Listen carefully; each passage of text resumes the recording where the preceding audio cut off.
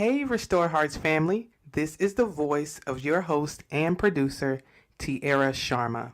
I hope that you are enjoying our new series. If you have been joining us, then you know that last week we started a new series called How to Navigate the Social Emotional Component as we Parent Our Children. And we have a guest educator who is teaching us on this subject, Shameka C. Brown. And she is an excellent educator. I hope that you have enjoyed what she has given us so far. I want to just do a little recap of what she talked about last week. She talked about behavior has meaning. That was episode 1, and we wanted to talk about understanding behaviors. And so she told us that definition of what is behavior.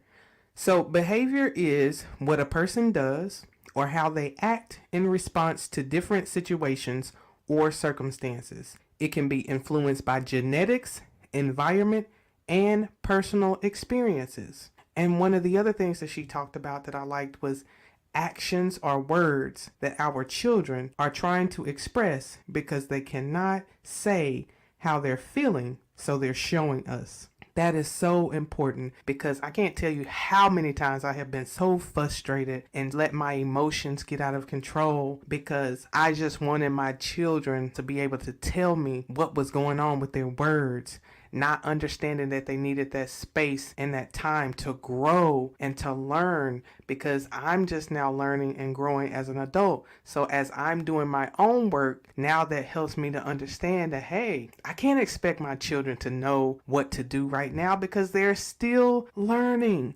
And so I know that that might sound like common sense to some of you who may be listening, but when we're in the heat of the moment and these things are happening with our children, the emotions are high, then sometimes all of that goes out of the window. So this is a no judgment zone, but that just stuck out to me. Another thing that Shameka talked about in episode 1 was transitions. Oh my God, I thought this was so important. She talked about transitions, and transitions is when you're moving from one activity or one location to another.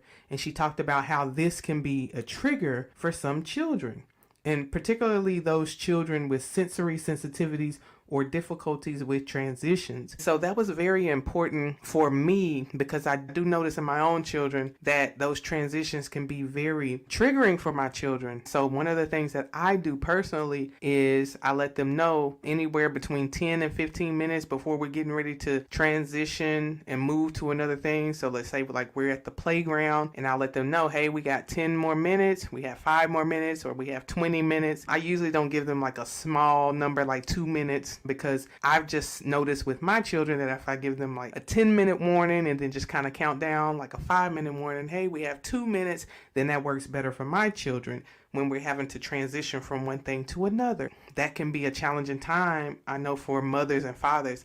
I've seen people, even myself, I had to drag my child off of the playground before, but that's because I didn't understand that, hey, moving from one place to another can be triggering for a child. And so I just appreciate so much Shameka bringing that up about transitions. I hope that you had the opportunity to go to the 5 Love Languages website. We gave that website in the first episode. It was www.5lovelanguages.com/quizzes /love-language, and we recommended that you take that quiz for yourself, for your children, for your loved ones. You know, we're talking about our children now, but we definitely want to know the love languages of ourselves and our children, because that's going to help us learn how to navigate this social emotional component and just tie everything together. The next voice that you're going to hear will be the voice of Shameka C. Brown. She is going to be continuing this series. On episode 2 today, we're going to jump into more details about the love languages. So this will be Love Languages Part 1, and we're going to be using the 5 love languages to connect social emotional component of raising our children. So let us know how this episode has improved your relationship with your children, how it's helped you understand how you receive love and how your children receive love, and how you've been able to connect the two and just start to build a better foundation and build that better intimacy and quality of relationship that we all desire with our children. So enjoy. Welcome again. So happy to be with you again this week as we continue our conversation about understanding behaviors. But today we're going to talk about using the 5 love languages to connect the social emotional component, which ties into understanding the behaviors. So I am your speaker presenter today, Shameka C. Brown from SCB Educational Consulting, and I'm so excited to talk about this with you this afternoon. Please let us know where you're coming in from. Let us know the tips and strategies that stick out to you as we talk more and more. So thank you for joining and listening. So today we're going to talk about understanding social emotional learning. What is social emotional learning? Social emotional learning promotes activities that develops children's ability to recognize and manage emotions, build relationships, solve interpersonal problems, and make effective and ethical decisions. Wow, that's a lot, right? So understanding their social emotional learning helps them to navigate throughout life, to interact, to connect, to build upon, to solve problems, and make decisions as they get older. How important is that? So, understanding your child's individual love language is key to promoting their positive behavior and health development. And so, thinking about that, going back to what the social emotional part talks about, that making sure that interpersonal problems, managing the emotions, recognizing the emotions, building relationships, making effective and ethical decisions all ties into how we teach them. When we learn our children's love language, we're able to promote those positive behaviors that help enhance and produce the healthy development. So, one important thing I always say as a parent, as an educator, if you're a grandma, foster parent, adopted parent, it is very important that we fill the emotional bucket. Our emotions, how we act, how we respond, navigate throughout our day on our jobs and relationships as we become adults. We cannot always just lead with our emotions, but in order for us to be effective and successful, we have to be able to manage our emotions.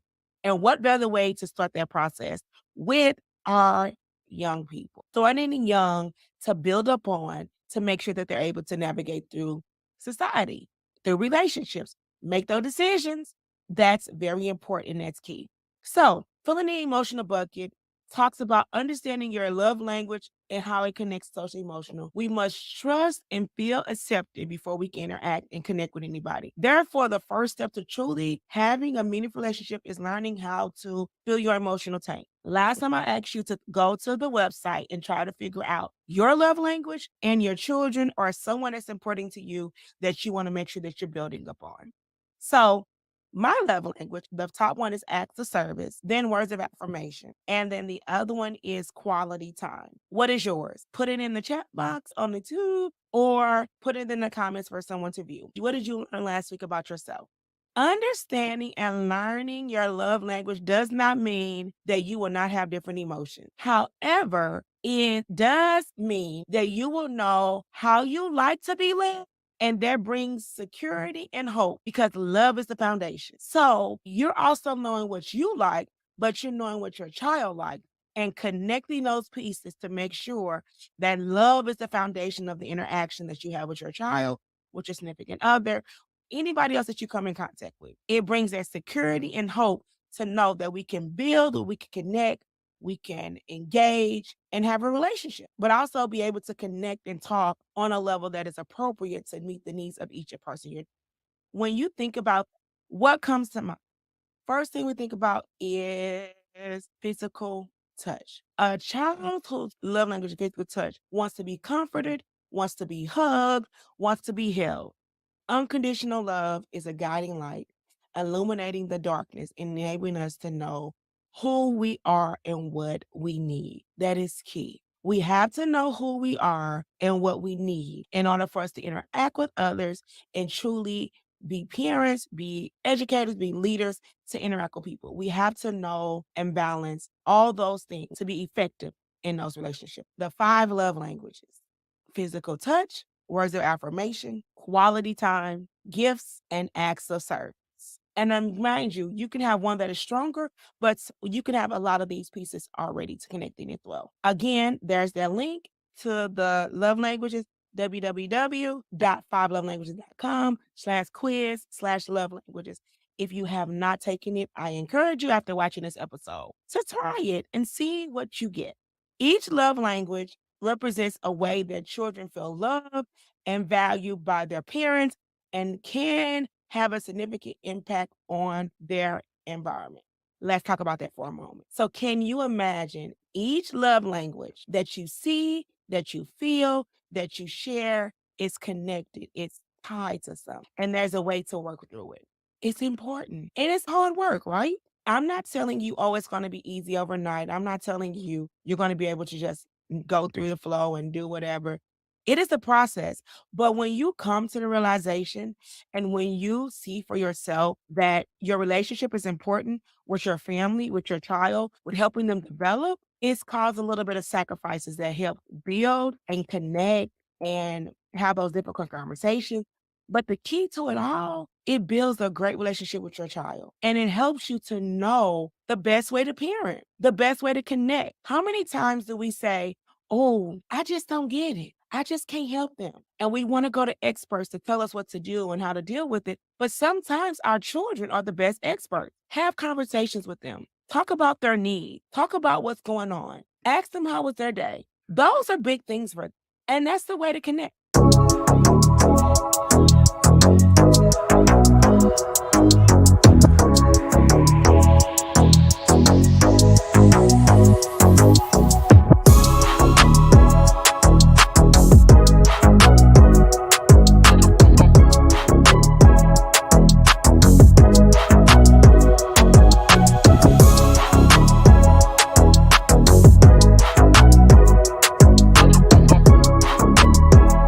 Think about your significant other or whoever you're dating.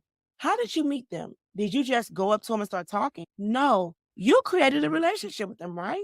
You spent time with them. You learned about them. You got an opportunity to engage with them. It wasn't just that, oh, hey, I like you, let's hang out, and that's it. You had to learn each other. As parents and as adults, our children have to learn us. Our children have to know who we are, what we do, why we do it. And I used to say, oh my goodness, she's saying that we have to just let our children take control. No, what I'm saying is each moment you have with your child is a teachable moment. Parenting is a journey. We're going to learn some things. We're going to go through some things. But the key to it all is helping our children become successful to deal and navigate in the world we live in. How many of us can say this world is tough, right? But the key to it all is showing up, is engaging, is having conversations, is teaching them the best way from what they know and what their love language is so that we can show up and be who they need us to be. That's the key. So each love language represents a way the child wants to be loved and valued and have a significant impact on the behavior that we see. Physical touch. People with physical touch as their love language feel love when they receive physical signs of affection. So touch can be an incredibly affirming and serve as a powerful emotional connector for people with this love language. So when you giving those hugs, when you are sitting with them, it's a big part. Roots go back to our childhood, talking about some people only felt deep connections and love by their parents when they were held, hugged, kissed, or touched. How many of you that's your love language? That's how you connect.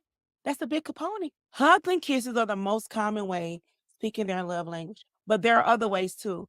A dad can toss his son in the air to play with him.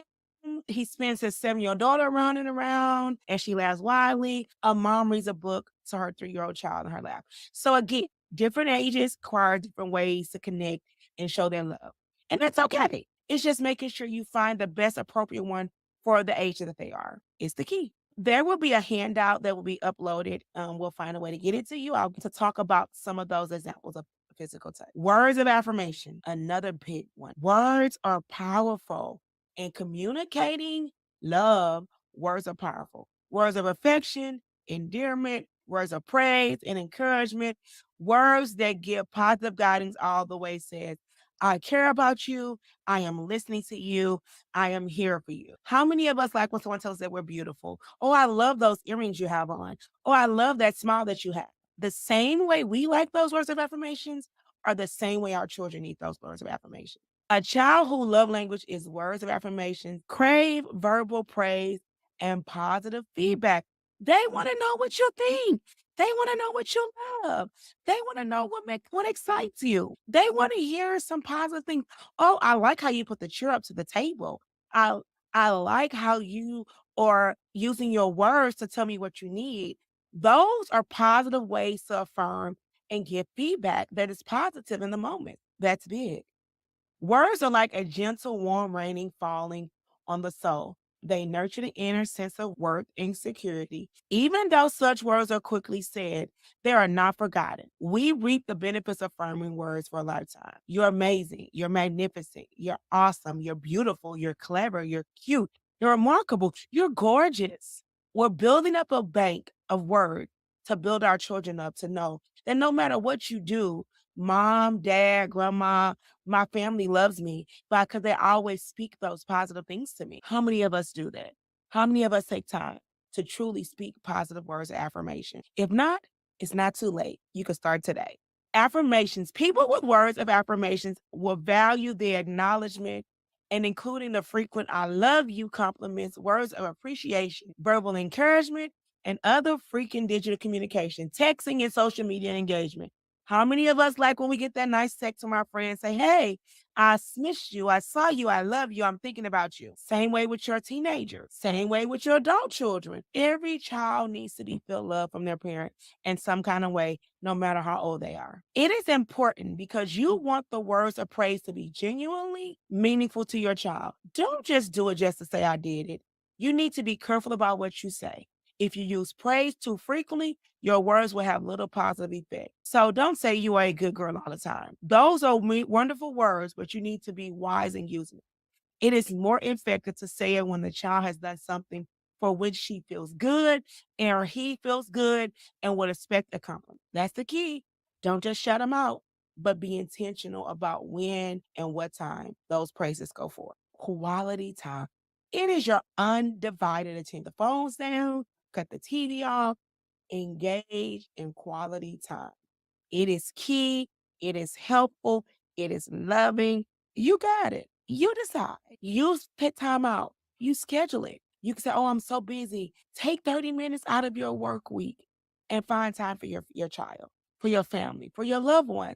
See how much the morale and the hope and the enjoyment in your house begin when you're able to sit and have a talk. It is a gift of presence to the child. It lets them know, hey, even though you may be small, you're still important to me. I love being with you. Children want to be important. They want to feel important. They want to be seen. It does not mean going somewhere all the time. It means knowing your child better. Yes, it's nice to go to Disney World and to Six Flags and to Sky Zone, but quality time is just doing something where it's you and that person engaging and interacting.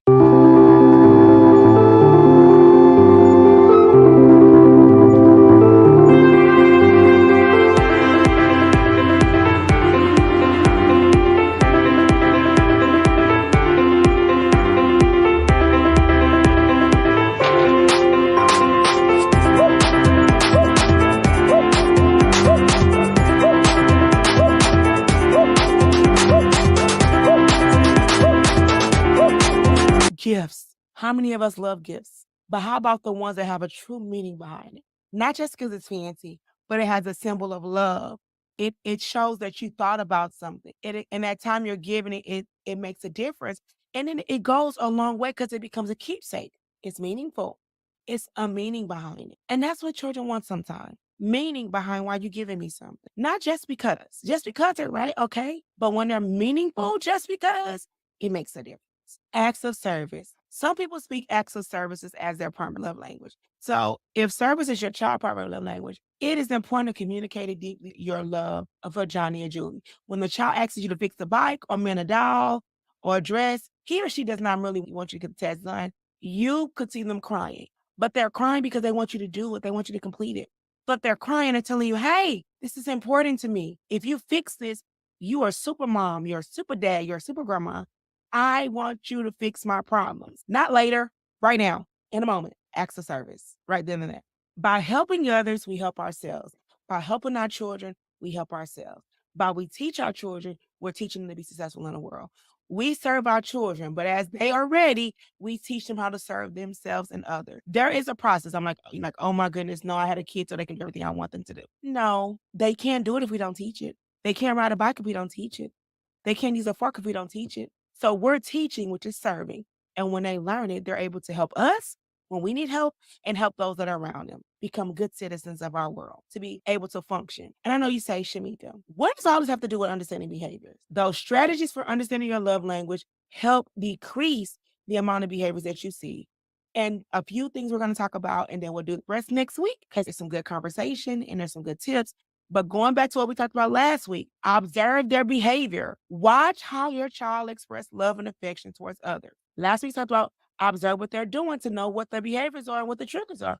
This week we're saying watch to see how they express themselves, express love and affection towards others. Do they often give hugs to other people or physical touch? Do they prefer to express love through words of affirmation or acts of service?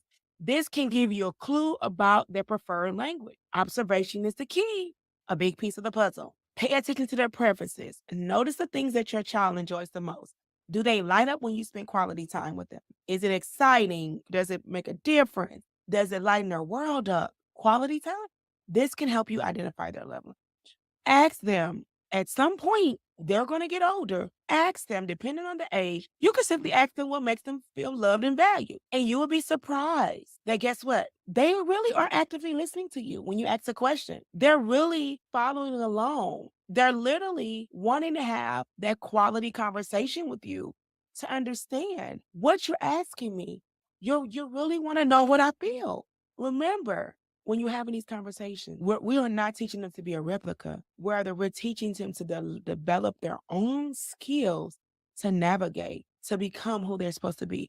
We want them to follow their own interests, but as a parent, our purpose is to do what is best for our children. But how do we do what's best? By learning from them. So we're going to stop and we're going to think about this question. I know I said a lot and we only got through the first two, but I challenge you to observe your child's behavior this week. Pay attention to their preferences and ask them the question. Because guess what? I always say, this is the slogan that I live by, and I want to share it with you as we end our time for today. Parenting is a journey. Each road is different, but you can, and you have all the tools you need. It just takes some connecting and loving. It's learning those love languages and understanding. As a parent, our big purpose is to do what's best for our children to help them become and able to navigate through the world we're living in. See you next time. I hope you enjoyed this episode. Have a good one.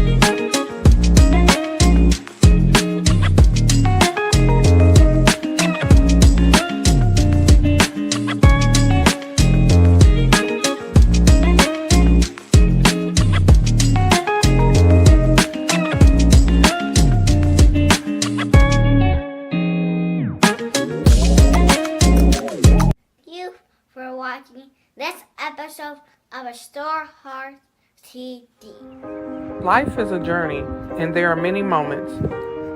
Some moments are smooth. You go through. That's when life's challenges interrupt your momentum. Yet you find the strength to get back on track, to keep moving.